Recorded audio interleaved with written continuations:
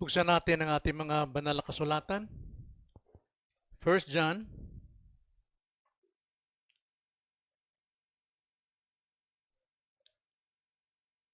First John chapter 1, simula tayo sa verse 1 hanggang 5 at magfo-focus tayo sa verse 5. Yaong buhat sa pasimula na aming narinig, nakita ng aming mga mata, aming napagmasdan at nahipo ng aming mga kamay tungkol sa salita ng buhay. Ang buhay na ito ay nahayag, aming nakita, aming pinatutuhanan, at sa inyo'y aming ibinabalita ang buhay na walang hanggan, na kasama ng Ama at sa amin ay ipinahayag. Ipinahayag namin sa inyo yaong aming nakita at narinig, upang kayo rin naman ay magkaroon ng pakikisama sa amin. At tunay ng ating pakikisama ay sa Ama at sa kanyang anak na si Hesukristo. Isinusulat namin ang mga bagay na ito upang ang aming kagalakan ay malubos.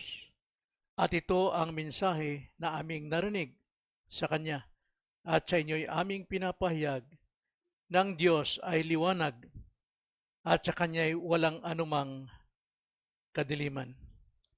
Ito ang salita ng Panginoon, tayo manalangin. Opo Panginoon, tunay na kung wala po ang iyong liwanag sa aming buhay, kami mananatili sa kadiliman. At sa kadiliman, kami po ay walang patutunguhan, kundi patungo lamang sa kasamaan, kapahamakan. Salamat po, Ama, sa iyo pong biyaya na sa kabila po ng aming pagkamakasalanan, kayo po ay bumaba upang kami po ay inyong bigyan ng pag-asa, pag-asang kaligtasan. At salamat po sa umagang ito na ito'y aming naranasan at maranasan. Salamat po sa iyong salita. Ito ang aming dalangin sa pangalan ng Panginoong Hesus. Amen. Ang ating pong paksa ay pinamagatan ko ang liwanag o kabanalan ng Diyos. Tayo po ay nasa series mga dapat mong malaman. Una ating pong nalaman, nakaraan, na si Jesus ang salita ng buhay. Siya ang buhay ng mga mananampalataya. At ngayon naman, si Jesus ang liwanag o ang kabanalan na siya namang buhay ng mga mananampalataya. Now, ang layunin po ng pamamahayag ni Juan sa aklat nito, ayon sa ating binasa, ito'y para sa lahat ng sumampalataya, sa lahat ng mga naniwala, ay magkakaroon ng pakikisama sa Diyos at higit sa lahat sa kapwa-tao. Yung pakikisama na tinukoy rito ni John of fellowship, itong kanyang ginamit na salita na simula pa lamang sa verse 3 na ang sabi, ipinapahayag namin sa inyo yung aming nakita at narinig upang kayo rin naman ay magkaroon ng pakikisama sa amin. At tunay ng ating pakikisama ay sa Ama at sa kanyang anak na si Jesus. Ang layunin po ng fellowship ay upang tayo po ay magkaroon ng common, ng pagkakaroon ng iisang pinangahawakan o tinataglay. Magkaroon tayo ng partisipasyon sa isa't isa, higit pa sa ating Panginoon. Kuminsan tayo po'y nananalangin. Mabuti po yon. Sa bahay tayo po'y nananalangin. At saan tayo lumalapit? Hindi po sa physical form ng ating Panginoon, pero ang panalangin natin ay dapat sa kanyang mystical body, which is the church. Upang tayo po'y makapanalangin, nakatitiyak tayo na ang Panginoon ay kasama natin, ay dapat nandun tayo sa iglesia.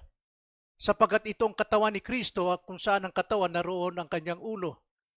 At kung saan nagkakatipon ang magkakapatid na mga tinubos niya, ay naroon din nananahan ng Panginoon.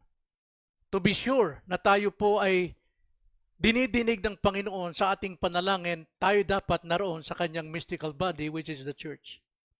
So magkaroon tayo ng participation sa kanya. So paano tayo magkakaroon ng fellowship sa isang Diyos na banal at tayo ay makasalanan? Well, ayon po sa ating narinig kanina, ito ay sa pamagitan ng kanyang tipan. Siyang gagawa nito, hindi sa atin. At sa kanyang paggawa sa atin, tayo po isinilang na muli sa bago pong buhay, sa bagong kaharian. Sapagkat malibang ang tao ipanganak na muli, hindi siya makakita sa kaharian ng Diyos. Maliban ang tao may panganak na muli sa tubig at espiritu, hindi siya makakapasok sa kaharian ng Diyos. At ito po ang layunin po ng pagkakaligtas sa atin, kapanganakang muli, upang tayo magkaroon ng bahagi sa likas ng Diyos. 2 Peter chapter 1 verse 4, gayon niya pinagkaloob sa atin ang kanyang mahalaga at mga dakilang pangako upang sa pamamagitan ng mga ito ay makatakas kayo sa kabulukang nasa sanlibutan dahil sa masamang pagnanasa at maging kabahagi kayo sa likas ng Diyos. So tayo po sa kanyang biyaya, sa kanyang tipan, tayo pinanganak na muli upang tayo'y mayroong pakikisama sa kanya at higit sa lahat tayo'y magkaroon ng kabahagi sa kanyang likas, ang kanyang nature. Taglay natin ang kanyang nature. Ang Diyos ay ganap na liwanag o banal. Walang anino ng anumang kamalian o karumihan. Ang ating Diyos ay most holy God. So walang maruming makakapasok sa kanyang presensya. Walang tao na pwedeng lumapit sa kanyang presensya. Kaya dito ipinahayag ni Juan na ang mensaheng natanggap niya ay mula kay Kristo na Diyos na siyang liwanag, at sino mang tumatanggap sa mensahe ng mga apostol ay mayroong pakikibahagi sa kanila, at ang ating pakikibahagi ay sa Diyos at sa anak. Now tignan natin ang tatlong katotohanan ito na ipinapakita rito na ang si Jesucristo ang liwanag o ang kabanalan. Una, ipinapakita rito sa ating text, verse 5 alone, lamang ating pag-aralan, ay yung pamamahayag.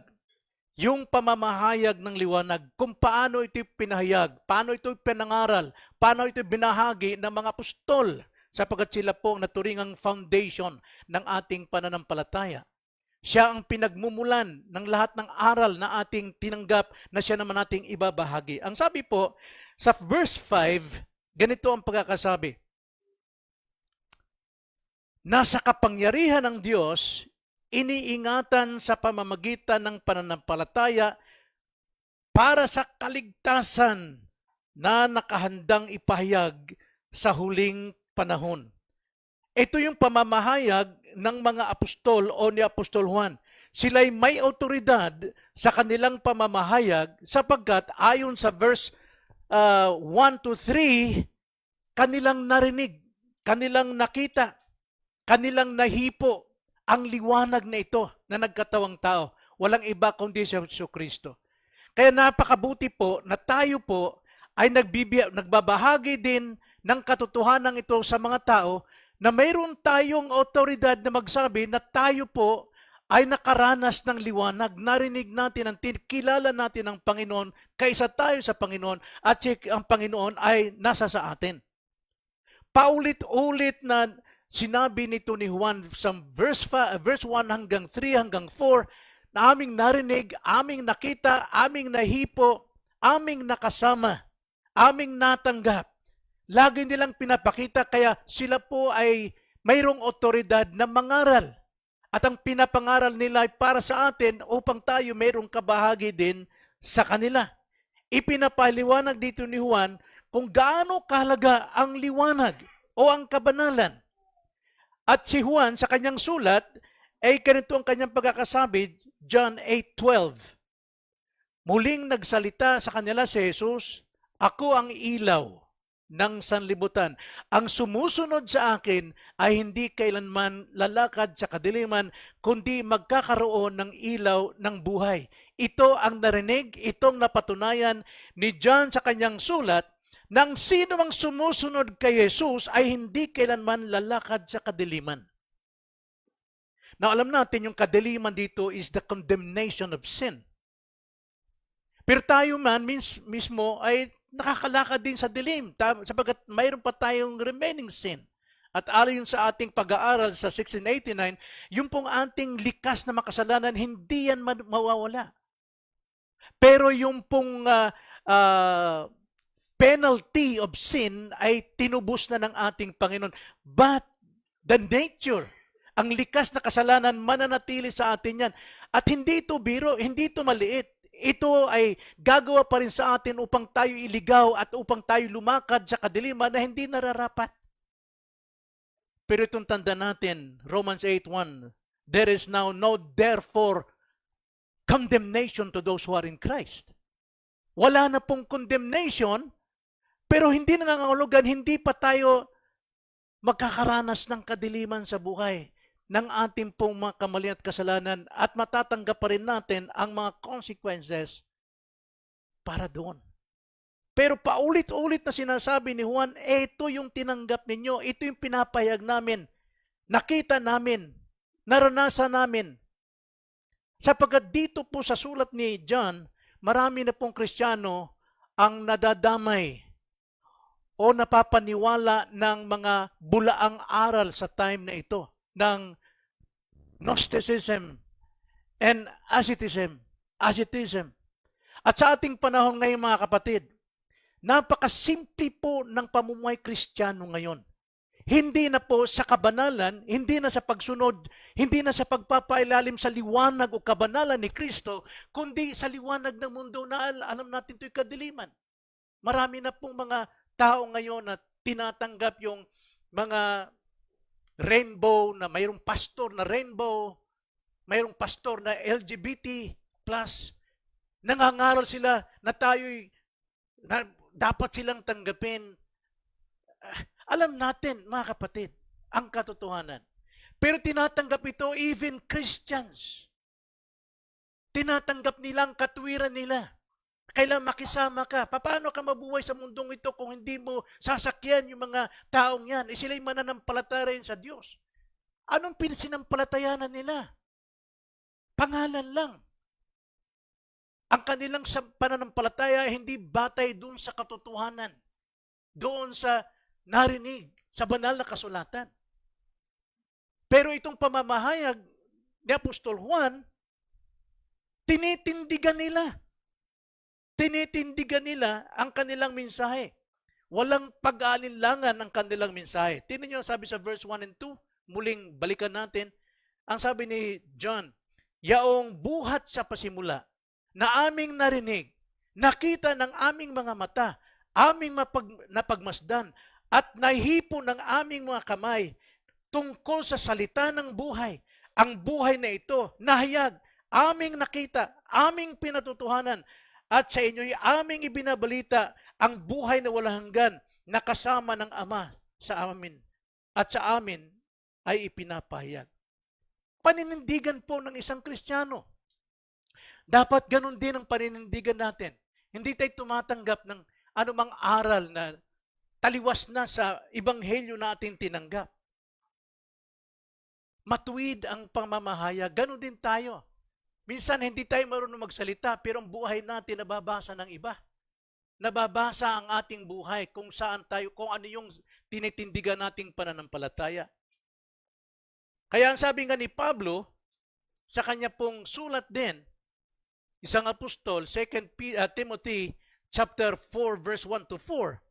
Ganito ang sabi ni Pablo sa mga Kristiyano, hindi lamang sa mga mangangaral, kundi sa ating lahat na nagsishare.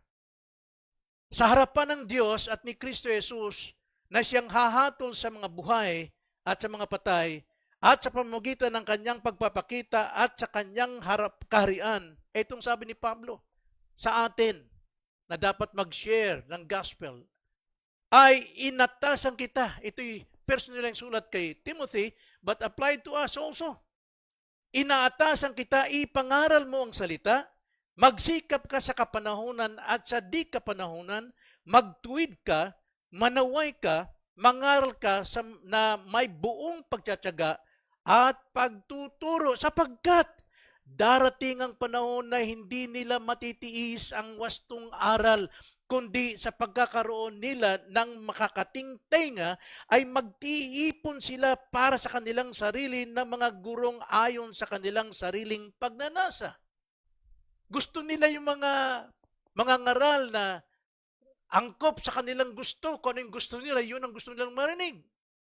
Ayaw nilang pakinggan ang katotohanan, ang kabanalan ng salita, at ang kabanalan ng nagsasalita na si Kristo. At tatalikod sila at hangarin nilang pagnanasa ng laman. Kung ano yung uso ngayon?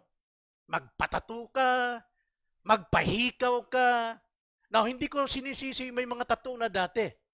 Pero ngayong Kristiyano ka na, nasa kabanalan ka na, nasa liwanag ka na ng katotohanan, ay hindi ka dapat makiangkop sa sanlibutan. Ang sabi po sa Romans chapter 12 verse 2, do not be conformed to the pattern of this world. Hindi dapat. Kung alam mong katotohanan, alam natin ng paghihikaw, ito isang uri ng pagsamba sa Diyos-Diyosan sa Old Testament at kinukondem ito ng banal na kasulatan. Pati ang pagtatatato. Sometimes, mag-preach ako about piercing and tattoo para malaman natin kung gaano ito kinamumuyan ng Diyos.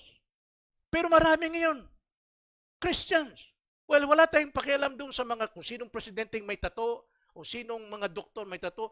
Ang tinitindi ko rito, paano tayo mamuhay sa liwanag ng kabanalan ni Kristo? Hanggang sa kilos lang ba? Pati lahat, mula sa ating alimpuyo hanggang talampakan, dapat tayo namumuhay bilang banal. Ibig sabihin ng banal, separate from the world. At itong pinapayag ni Juan, si Jesus ay liwanag. At ang sinong sumusunod sa kanya, hindi maaring lumakad sa kadiliman. Dapat nababago. Ganito rin mangaral si Pablo. Sa pulpit ngayon, marami pong nangangaral na tinatanggap ng ganitong buhay ng society. Pati pananalita nila, ginagamit na yung mga salita ng mga kanto o anong mga salita. Dapat ang gamiting salita, kung ano yung nasa Biblia, sapagkat ang salita na sinasabi natin, binabanggit natin, yan ay banal, yan ay buhay. At kapag kaya may conviction ng banal na espiritu, yan po itutupok sa ating puso at babaguhin ang ating ugali sapagkat didikdikin ka conviction, mali ang ginagawa mo, mali ang pamumuhay mo, mali ang paniniwala mo. Kaya sabi ni Pablo, 1 Corinthians chapter 2 verse 1 to 5, ganito ang sabi ni Pablo, mga kapatid, nang ako'y dumating sa inyo, hindi ako dumating na nagpapahayag sa inyo ng patutuo ng Diyos sa pamamagitan ng matatayog na pananalita o karunungan. Hindi siya nagpapa-impress ng kanyang pananalita. Anong silbi ng malalalim na salita kung wala namang conviction ng Holy Spirit? At ang conviction ng Holy Spirit ay hindi lang basta lumalabas yan sa salita, kundi nagmumula sa buhay ng mga ngaral. Dapat ang kanyang ipinapangaral ay naipamumuhay niya upang ang banal na espiritu ang siyang mag-convict din doon sa nakikinig. Kaya sabi ni Pablo sa verse 2, sapagkat aking ipinasyang walang anumang malaman sa gitna ninyo maliban na si Jesucristo at siya na ipinako sa krus. Christ-centered palagi ang preaching ni Paul. Hindi siya gumagamit ng mga scientific, well, sa illustration, pwede. Pwede. Pero yung para baguhin ang tao, para ang tao ma-convict, it must be the Word of God. Hindi siya gumagamit. Si Kristo ang kanyang laging ipinapayag. The same with John. Narinig namin, nakita namin, nahawakan namin, natutunan namin kung ano yung kanilang natanggap, kanilang ipinamumuhay at ipinapangaral. Verse 3, ako'y nakasama ninyo na may kahinaan, takot at lubhang panginginig. Testimony mismo ni Paul. Bagamat siya po ay talagang scholar sa Greek and Hebrew, pero sa kanyang pakikisama sa mga tao niya, parang walang alam. Hindi nagyayabang. Hindi tulad ng mga false teachers nitong time ni John na sila po talagang nagmamataas sa kanilang karunungan. Sapagkat sinasabi nila, kami ang may karunungan, itanong mo sa amin at kayo maliligtas. So, anong doktrina yan? Gnosticism. Sino may hawak niyan? Kilala ninyo? Itanong mo kay ganito, nang sa ganon, kapag nasagot ka, may pananampalataya ka at maaari ka na maligtas sa sagot niya. Kaya sinasabi ni John, nakita namin, narinig namin, nahawakan namin, siyang pinapayag namin sa inyo. At kung ipinapayag namin sa inyo upang kayo magkaroon ng pakikisama sa amin at ang ating pakikisama ay sa Diyos at kay Kristo. Si Kristo po ay Diyos. Kaya sabi ni Pablo, ako'y nakasama ninyo na may kahinaan, takot at lubhang panginginig. Natatakot si Pablo, baka magkamali siya ng pangangaral. Baka magkamali siya pag-persuade ng mga tao na sa kanyang katalinuhan, hahanga sila. Ang galing talaga ni ganito. Ang husay niya magsalita talaga. Tsaka talagang mataas ang kanyang paliwanag. Anong silbi niya kung wala namang testimony ng buhay? Aming nakita, aming narinig, aming naranasan na bago ang buhay. Kaya sabi ni Pablo, ang aking pananalita, verse 4, at ang aking pangangaral ay hindi sa pamamagitan na mapang-akit na mga salita ng karunungan. Hindi. Sapagkat yan ang kinatatakutan ni Pablo. Kundi saan? Kundi sa pagmamalas ng Espiritu at ng kapangyarihan. Dama ng bawat nakikinig kay Paul na sila'y kinakausap sapagkat ang banal na Espiritu ay nangungusap sa kanila.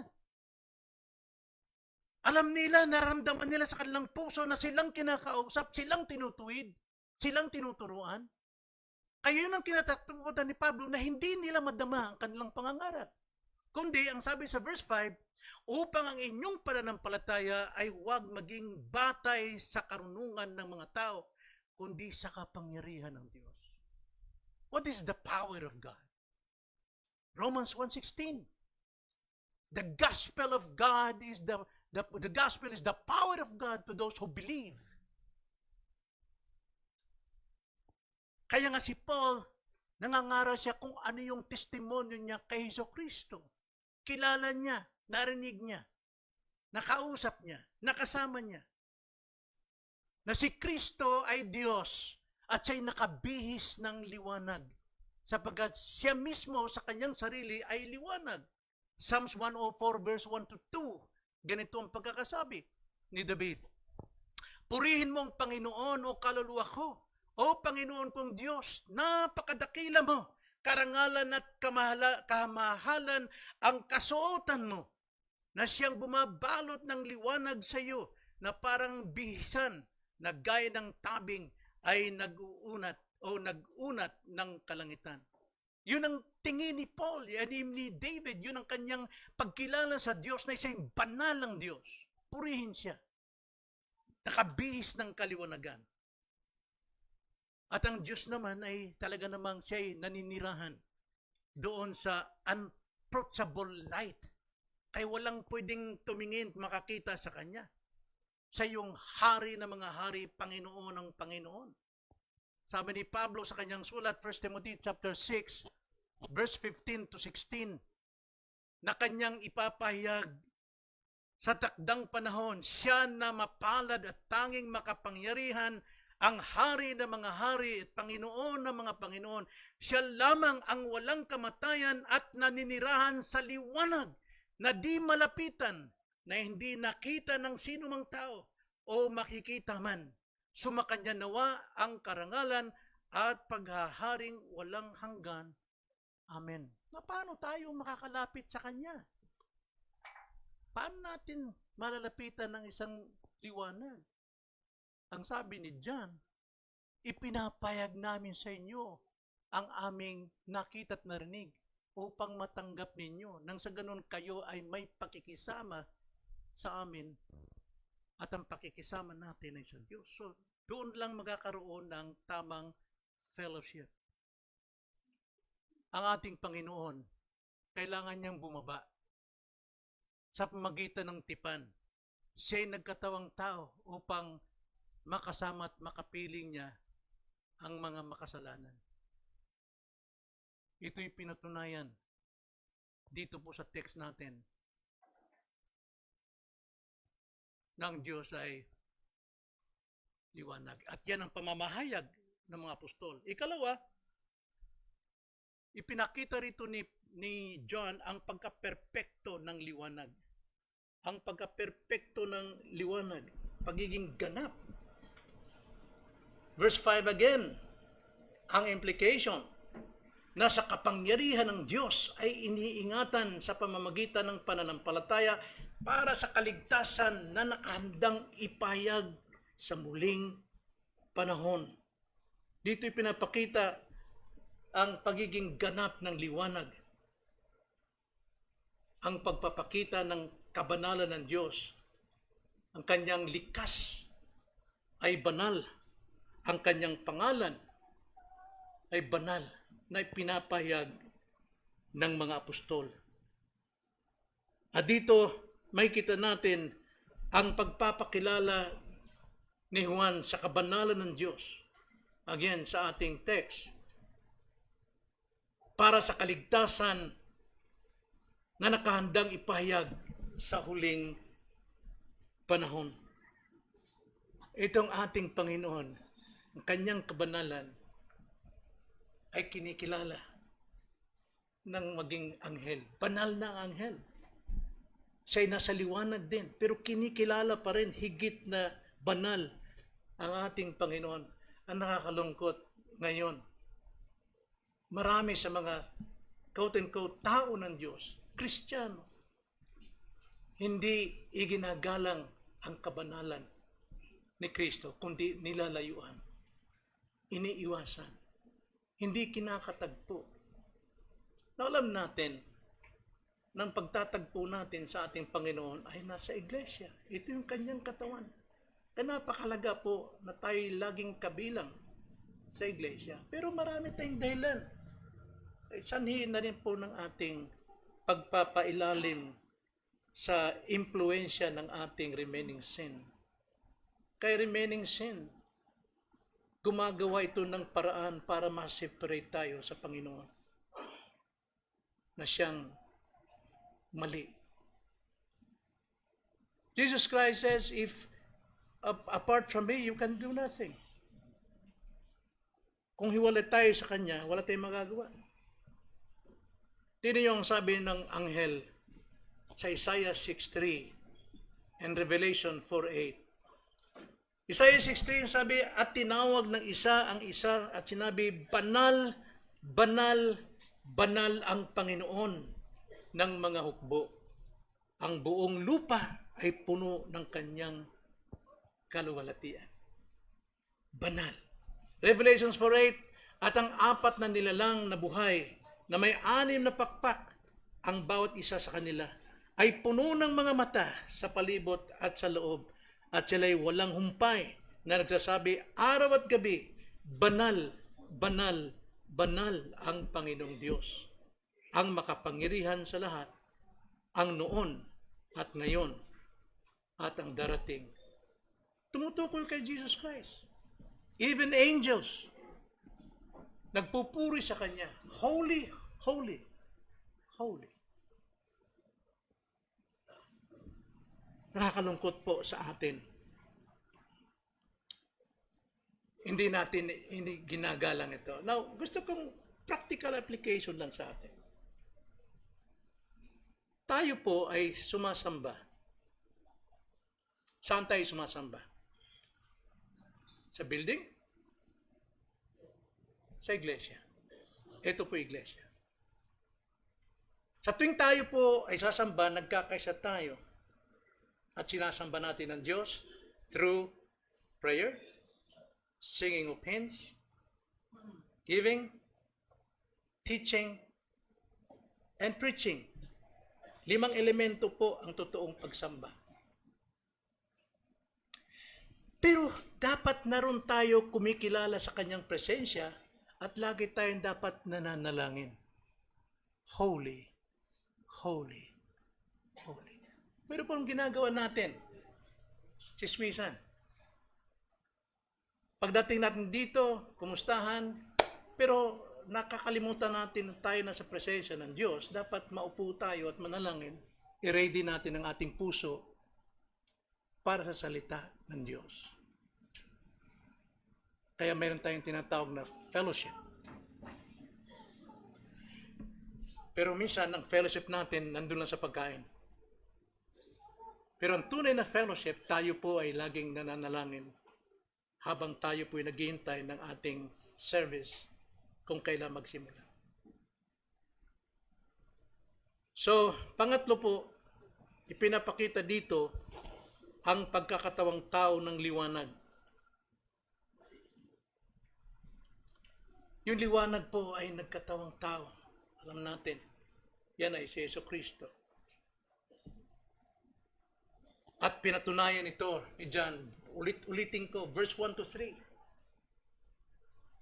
Yaong buhat sa pasimula na aming narinig, nakita ng aming mga mata, aming napagmasdan, meaning nakita nila si Kristo.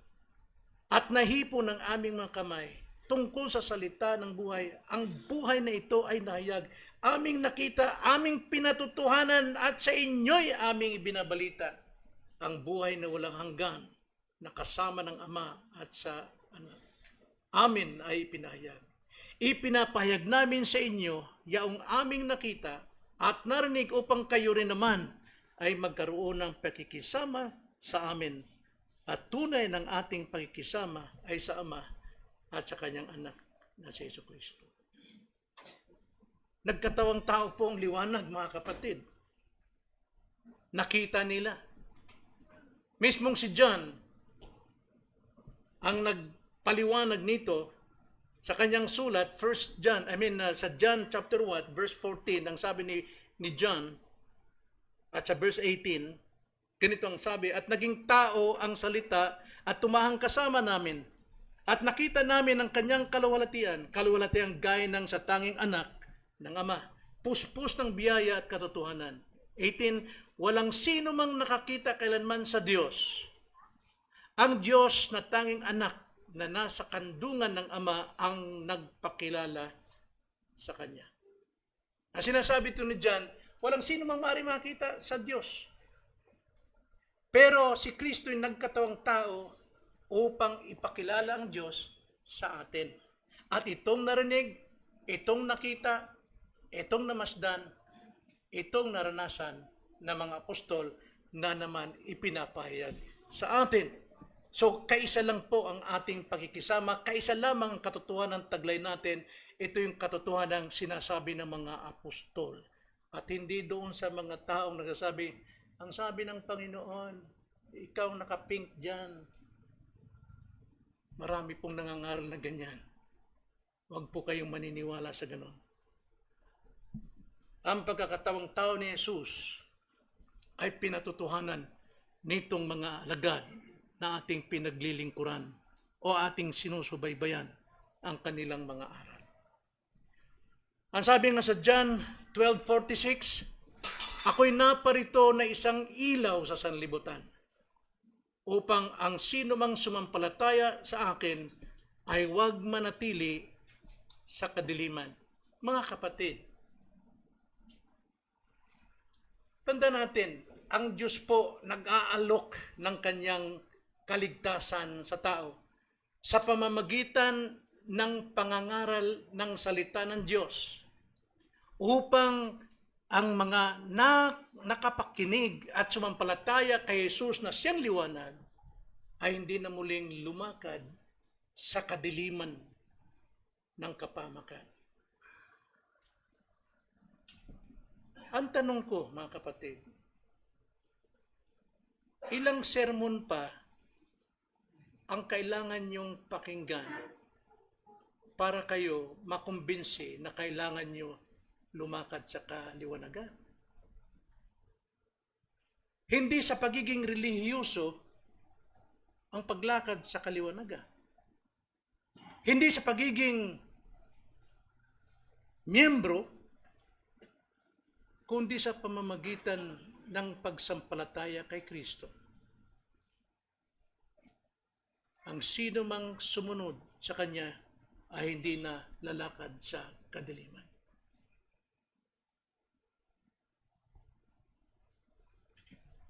Ngayon, kung tayo po'y nasa liwanag, ibig sabihin, tayo po'y nagtataglay ng kabanalan ni Kristo.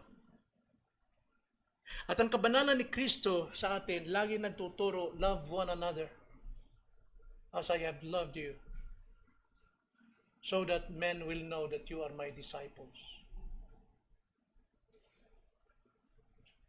Sapagkat kung wala po tayong pagmamahal sa ating kapwa, kahit enemy, brethren, mga kapatid, Hebrews chapter 12 verse 14, dapat tayong magkaroon ng pakikisama sa isa't isa at ng kabanalan, for without which no man shall see the Lord.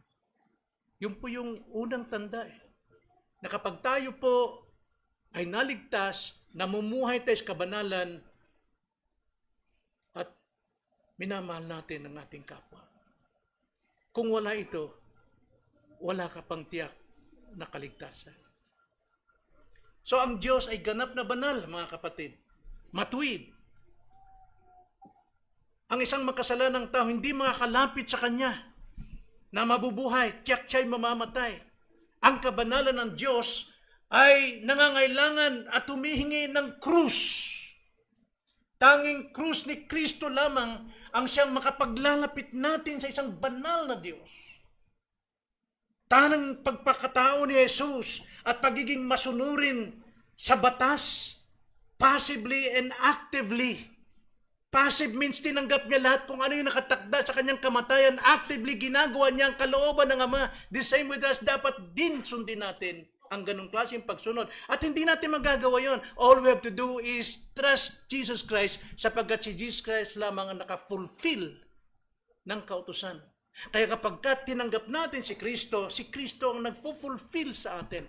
Siya ang nagbibigay sa atin ng liwanag, ng katuwiran, ng righteousness. Binibigay sa atin ng kanyang righteousness. So, ang tao kailangan ng mediator. Walang iba kundi ang ating Panginoon. Even Christians, dapat mayroon tayong tagapamagitan. 1 John 2:1, mayroon tayong attorney na maaaring humarap sa Ama upang tayo po ay patawarin sa ating mga nagagawang kasalanan. 1 Timothy chapter 2 verse 5, sapagkat may isang Diyos at may isang tagapamagitan sa Diyos at sa mga tao, ang taong si Jesucristo. There is only one mediator. Bakit po? Si Jesus lamang. Marami nagsasabi, mediatrix, di ba? Si Perpetual Help, sino pang Mary. Hindi sila pwedeng maging mediator between God and man because Mary is not God. He is the mother of Jesus as a man, but not as God. Sapagkat ang God is eternal, walang beginning and end. Si Jesus Christ alone became man, at the same time, God, siya yung mediator na pwedeng makiusap sa Diyos, sapagkat siya Diyos, at makiusap sa mga tao o representative ng tao sapagkat siya tao. Siya lamang ang mediator. Siya lamang ang maaring pumapagitan sa atin at wala ng iba. Siya ang liwanag. Siya ang banal na Diyos. Kaya ang isang believer, ang isang mananampalatay dapat lumapit sa Diyos ayon sa kanyang pamamaraan through Jesus Christ. Hindi tayo pwedeng lumapit sa Kanya sa ating sariling righteousness. Kailangan tayo lumapit sa Diyos sa righteousness ni Christ upang magkaroon tayo ng pakikisama sa Kanya. Ngayon, kung wala ka pang liwanag ni Kristo, dapat may suko ang buhay mo. Mananatili ka sa kadiliman. At sa kadiliman, wala kang patutungahan, kundi condemnation. Kapamakan. Isuko mong buhay mo kay Kristo at tiyak ikaw ay kanyang liliwanagan o ililigtas. Let's pray. Panginoon, purihin ka sa iyo pong biyaya. Biyaya lamang, Panginoon, ang pag-asa ng taong makasalanan. Biyaya niyo lamang ang tanging mapanghawakan sapagkat kayo po ang siyang nagbigay ng kasunduan at kayo pa rin ang siyang tutupad nito. At inyong ipinapangako na kung hindi mo tutuparin, Panginoon, tulad ka lamang na isang taong ordinaryo na maaari kang hatiin sa gitna. Ngunit hindi mangyayari ang gayon sapagkat ikaw'y nanumpa sa iyong sarili sapagkat walang higit pang maaring panumpaan ng iyong sarili kundi ikaw lamang. Kaya salamat po, Ama, na may katiyakan kami sa biyayang tinanggap namin. Huwag namin itong sayangin. Huwag kaming magpahari o magpakontrol sa aming mga remaining sin. Kundi kontrolin namin ito, pagharian namin ito upang patuloy kaming nakasusunod sa liwanag, lumalakad sa liwanag at nakasusunod sa iyo pong kalooban. Maraming salamat po. Itong dalangin sa pangalan ng Panginoon Jesus.